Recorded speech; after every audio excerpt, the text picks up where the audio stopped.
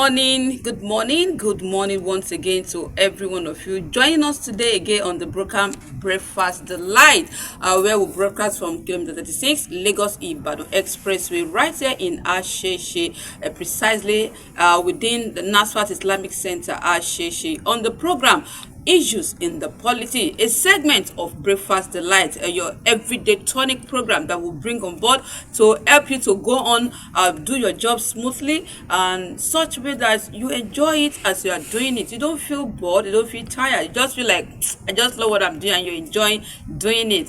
And today's on the program, we have, like usual, on Issues in the Polity, we always have a topical or current affairs program to talk about. And the reason for this is that we want people to understand well a particular policy or an issue or whatever matter that happens, so that people will have that first-hand knowledge about whatever happens, so that when they want to make decisions or they want to talk about it, they have at least a sizable medium of message and information about that, because we need to be knowledgeable, we need to be acquainted with what is happening around us. So for us to do this, King Media has put this together to always talk about topical and current issues. So I welcome you once again to the program Issues in the Polity on King Media, a segment of Breakfast Delight. My name is Fauzia Salakosoni, and as we do it on the program, we always have in-house policy analysts. Whenever we have anything to talk about, we always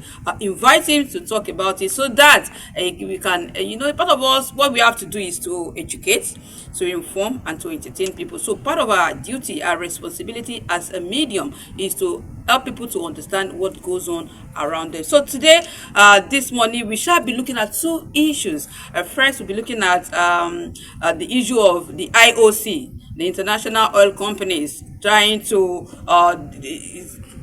not to allow our refineries to flourish as we have planned to be. And also we're going to look at during the weekend, the Minister for Solid Minerals presented a report to the President. We also want to look at that so that we can understand what it's all about. And to do that with us this morning, it's no other person but our in-house policy analyst, Mr. Morufdin Bello. Mr. Morufdin Bello, good morning this morning and welcome to Breakfast Delight again on King Media. Good morning, Fazia.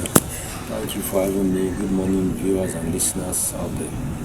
And we appreciate to King Media at all times. Thank you so much. We appreciate you coming every time to share your wealth of knowledge with us. Right. So let's begin the business today, Mr. Morufdin. Was it Monday? Dangote, the vice, exactly, brought out an information that people were like, can it be possible? The accusation was that the IOC, they are plotting failure of our refinery. First, we want to look at IOC, they are international oil companies. What has that, do they have that power to actually stop us from flourishing, doing our own thing? Let's start from there before we even go into it. To even make it broader, it's not about IOC. Okay. Generally, for people who have taken time over the years to study contemporary international business events, there is the general reality that the West don't want Africa to develop. And the reason is not far-fetched. The entire, over 75% of resources that is used over the years until date to run the economy of the world is sourced from Africa. So the industrial nations need the resources of Africa to run their factories, to run their own economy. And so they are more concerned about impoverishing Africa, making sure we are not industrialized. Because the moment we are industrialized, our industries will need those resources. And so the quantity that will go to them as raw material would reduce. So they prefer to take our raw materials, process, and then sell back to us to sustain their own operations. And so based on that conspiracy theory that over time have been established to be a fact, it's understandable when Alhaji Aliko Dangote, a foremost industrialist, sees IOCs and some other powerful cabals, or how do I put it, are trying to frustrate the operation of his refinery. It's a fact.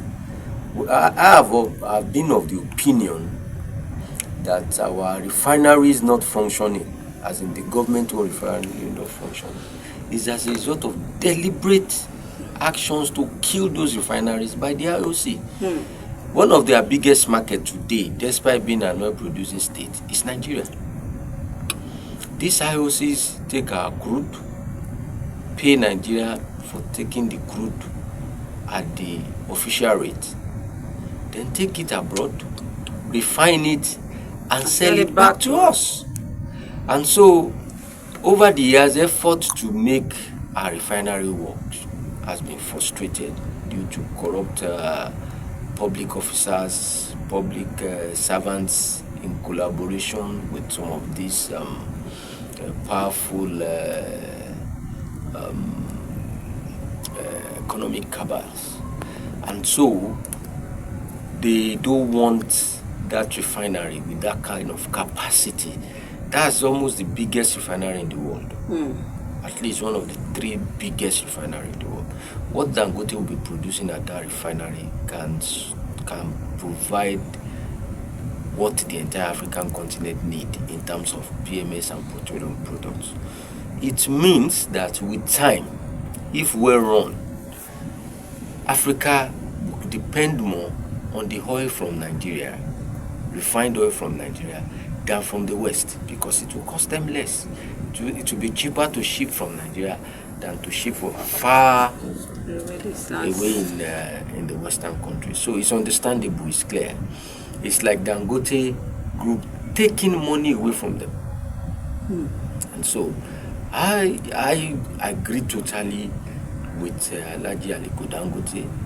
I believe what he said is true, because it has been what I've done reasonable, sizable studies over questioning why our refineries are not functioning, and I realized that it's a combination of some scrupulous citizens and international organizations such as the IOCs that are behind our refinery not working. It's absurd that a country that has crude oil don't have functional refineries. And their fear is not even about Dangote refineries alone. If Dangote succeeds and this refinery run for the next 3-5 years, other people will be encouraged to bring in their money into building refineries. What I think the IOC should do, ideally as a business person, is to build refineries in Nigeria. You are extracting crude there. Why not have a refinery to refine it and export it back to your countries? So you can see that it's not logical that you extract crude there, then you take it to your country to refine, and later think of selling it back to the country where you extract the crude. So it's big loss for them. At the marketing end, it's big loss for them. They won't really feel the loss at the extraction stage, because it's what they've been doing. But in the marketing side of the output of the crude, they'll be losing huge business, not only in Nigeria but across Africa, particularly the west coast of Africa.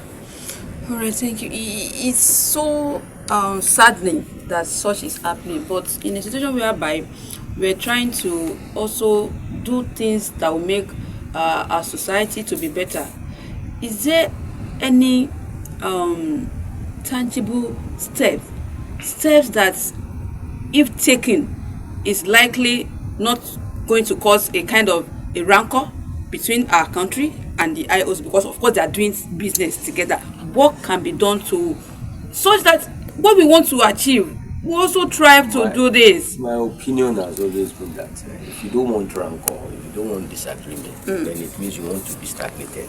You want to be where you are. You want to remain there. Countries who are afraid to take bold steps don't improve. I was telling someone recently that he was complaining about the current government policy chasing investment out of Nigeria. While that is not really a fact, because this same government you are criticizing that businesses are leaving Nigeria are bringing in foreign direct investments. But that is not the take now. The point is, if businesses are leaving Nigeria, for me, it's an opportunity for entrepreneurs and industrialists to take over that sector. Nigeria can only build Nigeria. Foreigners won't build Nigeria for us. They are here to make money and take it back to their country. So we should be happy as a nation that we have a government that is making policies that is helping Nigerians to take over the sector that has been dominated by foreigners over the years. I hope I'm making sense. Yeah. Because if the IOC says they are leaving, our crude will still be there. Do we have the capacity to do what they are doing Of course, as a country? what are they doing? What are they doing? Nigerians are the one working in the IOCs. If you get to their extracting point at the offshore, they are largely Nigerian laborers. They are largely Nigerian skilled workers doing the job. We have the capacity to do what they are doing. They were stopping us from doing it then. The reality is that, you see, because they are a power block. Investors into that sector are afraid that if they come into it, they will frustrate what they are going to do, just like they are trying to frustrate Alhaji Aliko Dangote and his company now. Nigerians should celebrate that man. He's our hero. To be courageous enough to take that, make that move, is something that needs to be commended. It's something that really needs to be commended. And I hope other entrepreneurs will be courageous to go his line. Let us begin to take these businesses from foreigners. I'm not against IOCs taking our crude. They are doing business with us. Let Nigerians too begin to take licenses to extract crude. There are Nigerian companies doing that already. We need more of them to come in, extract the crude, process it here, and sell outside. People who need petrol will buy from you. They don't care who is selling to them. What they want is that they need it. They need PMS, they need diesel, they need the other byproducts of the crude oil like pesticide, insecticides, herbicide, and the rest of it. They need them. They need all those material to produce. They need it for farming. They need it for environmental sanitations. They need it for their factories to run. And they will do business with where the prices is right. They will do business. So government just need to make sure that they make policies to protect companies like Dangote Industries, Dangote Group, to ensure that no foreign influence will kill the business. Right. That is just what we need to do. The government needs to create that enabling environment so that those industrialists who are into this way, who can afford to do this way, can actually come in and do it. I think the last administration and continuously being done by this current administration have made sincere and serious effort to create that environment, particularly for local entrepreneurs to thrive. What I think we should do now is Nigerians should be encouraged enough, those who have the capacity at that level, because businesses have stages of financial commitment. Those who have the capacity should come in. Let us begin to take our business as our own. Like I said, any foreigner that comes to do business in Nigeria only comes to make money. So, and they will take their money back to their countries. But if a Nigerian establishes business in Nigeria and is able to sustain it, he will still keep the money in the country, meaning that there will be more wealth within the country, more opportunities. When people save more in the banks will have excess cash, and once they have excess cash in their vault, they will be forced to give loan to those who need it for their businesses, and then there will be more businesses, and before you know it, the unemployment rate will go down naturally. So I believe Nigeria are the only people who can help Nigeria. No, anybody that comes and says investing in Nigeria only come to do business. and they will take away their money eventually. But when Nigeria takes over such businesses, they keep their wealth in Nigeria. More people are empowered, more industries comes up, unemployment goes down, productions increases, you have inflation being reasonably controlled, and most of the problem we are having today will naturally fade away. We'll have less of japaism. Not many Nigerians will want to japa because People want there is better life. yes, People when want better everything life. And needed, the amenities definition are of better provided. life too is relative. Some people are okay with Nigeria. To even be honest, if Nigeria get to the level of those Western countries we are getting to, most Nigerians will not be able to go. It's the reality. We are used to anyhowness. A lot of Nigerians in jails abroad because of flimsy things they take for granted here. That we do here freely without. So we all have our cultures, our ways, our right, our lifestyles, and either you are here in Nigeria or you are abroad. What is important is contribute to the development of the country. People are japaing, people are japadine, and it happens every day and every time. And what is important is that we shouldn't leave Nigeria for foreigners to develop for us, because they are more concerned about their own interest than our own interest, and we can't blame them for it. I wouldn't be loyal to Ghana when I'm in Nigeria. Even if I have business in Ghana, my priority will still be how to make Nigeria better, because that is home. That is where home is. And so Nigerians need to support their government. They need to support people like Aliko Dangote and other entrepreneurs. Because one of the other problems is that Nigerians are afraid to establish business because of Nigerians.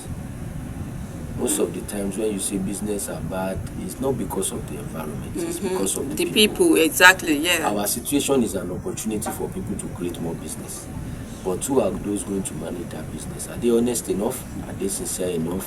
When the company sent you on a training and you, instead of you to come back and put the knowledge into use for them, you jump to another place to work for them. And a lot of things are there that government need to look at and find ways to put in policies that will help private business people to grow.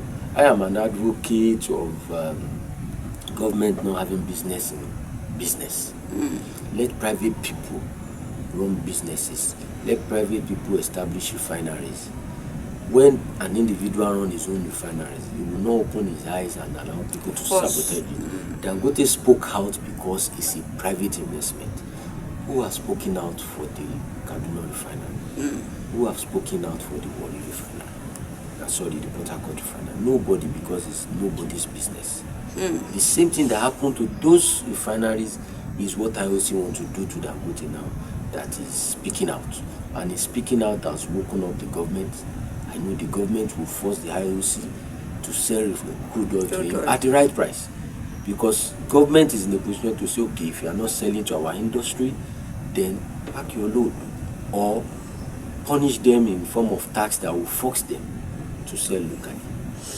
Oh, thank you so much, Mr. Marufdin Bello. We've been talking about the issue of IOC and the frustration that the Dangote refinery is actually getting from the IOC in the name of not wanting the thing to flourish. But we know that, as we have spoken about it, government is already doing something about it. But what we have to say before we leave that segment of the program is that, like Mr. Marufdin has said, we Nigerians, all hands must be on deck. Exactly. If we really want the best for this country, we have to do things right within ourselves, because when we do it right, no foreigner will come and take advantage of us. But when we don't do it, we'll open that avenue for them to come in and take us for granted. Thank you so much, Mr. Marufdin, for giving this to us on the topic. But the program is not over yet, because we still have another topic to talk about. Let's just go for this short break. When we return, Mr. Marufdin Bello is still here, our in-house policy analyst, who will still be talking to us on the next